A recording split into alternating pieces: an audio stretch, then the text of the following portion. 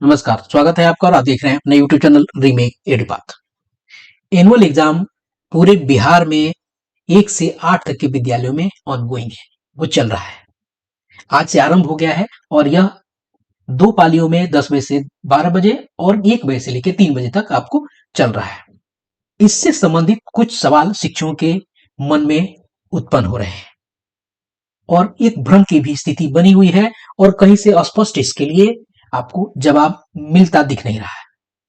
तो इस वीडियो के माध्यम से जो शिक्षकों के मन में जो सवाल है, मसलन परीक्षा में जो शिक्षक यहाँ वहां वीक्षक के रूप में प्रतिनियुक्त किए गए हैं, तो उनके विद्यालय यानी जहां वो अभी प्रतिनियुक्त किए गए हैं वहां उनके मार्किंग और मार्कआउट, यानी चूंकि मार्किंग करेंगे वो सेल्फ अटेंडेंस तो बना नहीं पाएंगे, तो मार्किंग और मार्कआउट करने का टाइम क्या रहेगा।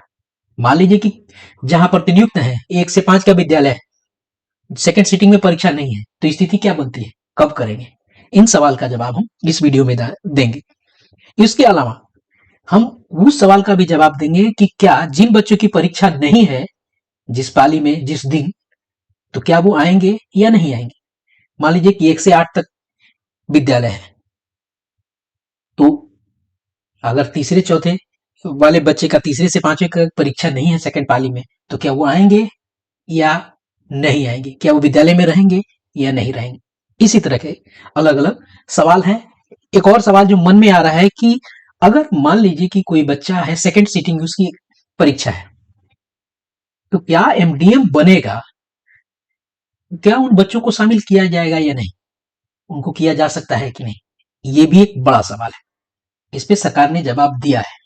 इन सारी बातों का जवाब देखेंगे और यह भी जानेंगे कि 13 मार्च को अवकाश की क्या स्थिति है, क्योंकि संशोधन वाली स्थिति में आपको अवकाश संशोधन होके निकला था, तो क्या कल छुट्टी है या नहीं है, इसका भी आपको जवाब इस वीडियो के माध्यम से मिलने जा रहा है। तो चलिए वीडियो को शुरू करते हैं। वीडियो को शुरू करने से पहले आपसे आग्रह करेंगे, पहली बार चैनल पे है तो चैनल को सब्सक्राइब कीजिए, कंटेंट पसंद आता है तो लाइक शेयर जरूर करें। ये वो पत्र है जो 12:45 पत्रांक के साथ 27 फरवरी 2026 को ये जारी हुआ था और यह है एसओपी है आपको वर्ग 1 से लेके वर्ग 8 तक का। ध्यान रखिएगा, ये पत्र आपको है 27 फरवरी 2026 को, ठीक है। इसके बाद कोई पत्र इस संबंधित नहीं निकला है। एक ओरिजेंडम निकला है, वही शिक्षा कोष से आपको प्रश्नों को डाउनलोड करने संबंधित निकला था।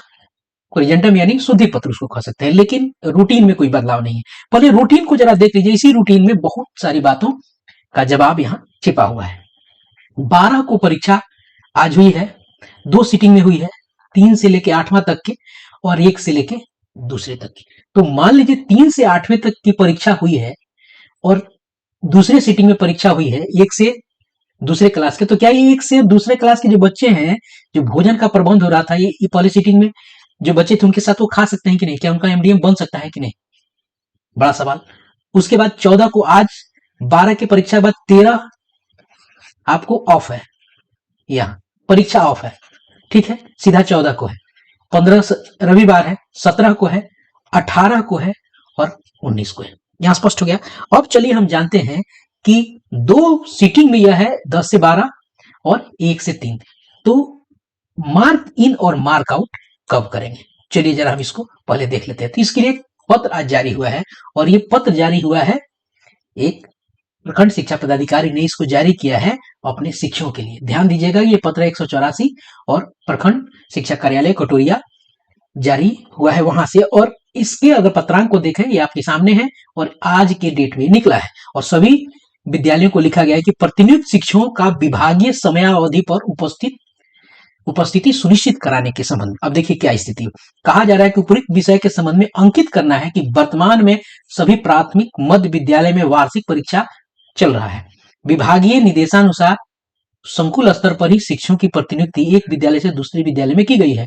क्षेत्र भ्रमण के क्रम में यह देखा जा रहा है कि बच्चों द्वारा कॉपी जमा कर देने के उपरांत प्रतिनियुक्त शिक्षक प्रतिनियुक्त विद्यालय से चले जाते हैं, जो काफी खेदजनक है। अब यहाँ आगे टाइमिंग के लिए गाइडलाइन अस्पष्ट है। अतः सभी प्राथमिक मध्य विद्यालय के आपको प्रभारी प्रधानाध्यापक को निर्देश दिया जाता है कि अपने विद्यालय में प्रतिनियुक्त शिक्षकों की उपस्थिति विभागीय समय अनुसार 9:30 सवेरे से लेके 4 बजे आपको अपराह्न तक सुनिश्चित करेंगे, 4 PM तक। अन्यथा सारी जवाबदेही संबंधित विद्यालय के भारी प्रधानाध्यापक या प्रधानाध्यापक की होगी। यहाँ स्पष्ट हो गया कि जो स्कूल की टाइमिंग है 9:30 से लेके 4 बजे तक, यही आपके मार्क इन और मार्क आउट का टाइम होगा। यहां तो स्पष्ट हो गया। अब चलिए हम दूसरे सवाल की तरफ जाते हैं कि जिन बच्चों की परीक्षा नहीं है वे बच्चे आएंगे या नहीं है। चलिए इसका जवाब हम ढूंढते हैं और इसका जवाब आपको मिल जाएगा इसी पत्र में। चलिए इस पत्र में नीचे चलते हैं जहां कुछ गाइडलाइन आपको दिए गए हैं। आइए हम आपको गाइडलाइन 18वां नंबर बिंदु है और इसको अलग अलग खंडिकाओं में इसको बताया गया है और यहां कहा गया है कि आपको दूसरे आपको बिंदु पे ध्यान देंगे। 18 खंडिका की उपखंडिका दूसरे में यहाँ क्या कहा गया, जरा इसको हम देखते हैं। निर्धारित तिथि को जिन कक्षाओं के छात्र छात्राओं की परीक्षा आयोजित होगी वहीं छात्र छात्रा उक्त तिथि एवं पाली में विद्यालय में परीक्षा देने हेतु उपस्थित होंगे। शेष अभ्यर्थी आगामी परीक्षा की तैयारी अपने घर पर रहकर करेंगे। यहाँ स्पष्ट हो गया है, ध्यान दीजिए, इसको बोल्ड भी कर दिया गया है कि जिनका परीक्षा जिस डेट को नहीं है वो विद्यालय नहीं आएंगे और जब विद्यालय वो नहीं आएंगे तो उनका MDM भी नहीं बनेगा। उनको विद्यालय उस दिन आना ही नहीं है। जिस डेट की बात, पाली की बात अलग है, लेकिन डेट में ही नहीं है तो वो आपको नहीं आएंगे। चलिए एक उदाहरण से हम समझ लेते हैं कि अब जरा देखते हैं कि मान लीजिए कि 14 को परीक्षा है।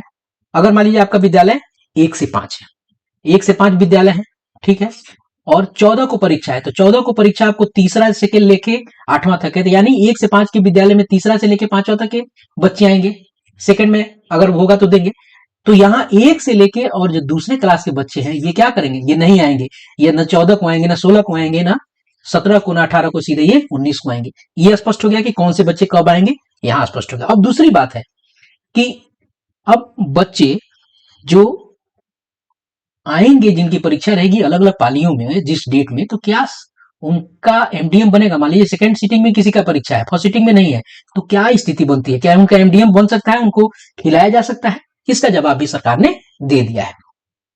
18 नंबर खंडिका के उपखंडिका 1 में इसका जवाब है। परीक्षा की अवधि में PM पोषण योजना अंतर्गत, परीक्षा जो चल रही है अभी, अंतर्गत मध्याह्न भोजन के लिए निर्धारित समय पर उपस्थित बच्चों को भोजन उपलब्ध कराया जाएगा। अब ध्यान दीजिएगा, मध्याह्न भोजन के लिए निर्धारित समय, तो मध्याह्न भोजन के लिए निर्धारित समय क्या है, 12 बजे से लेकर आपको 12:40 तक का यही समय है, ठीक है। तो मान लीजिए आपको बताते हैं सेकंड सीटिंग की परीक्षा कब चल रही है, 1 बजे से लेके आपको 3 बजे तक चलनी है। अब जब कोई भी बच्चा 1 बजे जिसकी परीक्षा होगी उसको 30 मिनट पहले आना होगा। ऑब्वियस है, सामान्य सी बातें हैं। जब ये 30 मिनट पहले आएगा यानी ये बच्चा 12:30 बजे आएगा, तो 12:30, और खाने का टाइम क्या है आपको 12:30 है, तो यानी 10 मिनट तो उस फ्रेम में बन रहा है। तो अगर वो बच्चा खाता है तो उसको खिलाया जा सकता है। तो अगर वो सारे बच्चे खाते हैं तो पूरे का खाना बन सकता है, क्योंकि इसका जवाब ही यही है कि मध्याह्न भोजन के लिए निर्धारित समय पर उपस्थित बच्चों, अगर वो उपस्थित हैं तो आपको भोजन वहां उनको दिया जा सकता है। ये स्पष्ट हो गया। अब बात आती है कि 13 मार्च की छुट्टी के बारे में। अब 13 मार्च की छुट्टी के बारे में देखा जाए, इसका जवाब भी आपको इस पत्र में है। इसके अलावा हम आपको अवकाश तालिका भी देखें, इसका जवाब यहां है। 12 को आपको परीक्षा है, तो 13 को चूंकि आपको शुक्रवार है, ये ऐसा है नहीं कि ये ऑफ डे है, ठीक है, ये समान विद्यालयों के लिए आपको ऑफ डे नहीं है। सिर्फ किसी भी स्थिति में शुक्रवार ऑफ डे नहीं है, फिर भी 13 इसमें है नहीं। तो 13 क्या है, एक तो जवाब है कि 13 यहां भी परीक्षा ली नहीं जा रही है, सीधे 14 को ली जा रही है।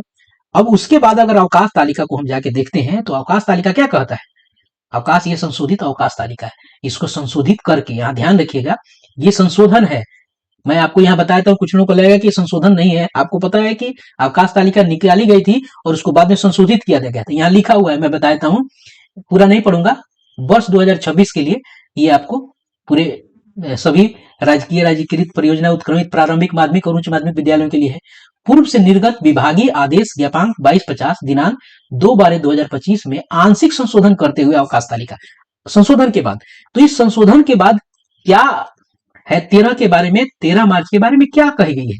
तो 13 मार्च को अगर देखा जाए तो 13 मार्च यानी 8वें नंबर क्रम में स्पष्ट है रमजान का अंतिम जुम्मा 13 मार्च, एक दिन की छुट्टी, यानी कल अवकाश है। इसके लिए अभी तक कोई इसके लिए और संशोधन सार्वजनिक आपको नहीं किया गया है। आपका परीक्षा का भी रूटीन भी वही कह रहा है, आपका संशोधित जो अवकाश तालिका भी वही कर रहा है, यानी 13 को आपका इस भ्रम में नहीं रहना है कि 13 को क्या है, खुला रहेगा नहीं खुला रहेगा, क्या स्थिति बनती है, ये आपको स्पष्ट हो जाना होगा। तो इस वीडियो में इतना ही, मिलते हैं जल्दी ही। उम्मीद करता हूं कि आपको सारे सवालों का जवाब आप तक मेरे द्वारा पहुंचाया जा चुका होगा और आप संतुष्ट होंगे। वीडियो पसंद आया तो लाइक जरूर कीजिएगा। अपना ख्याल रखें। जय हिंद।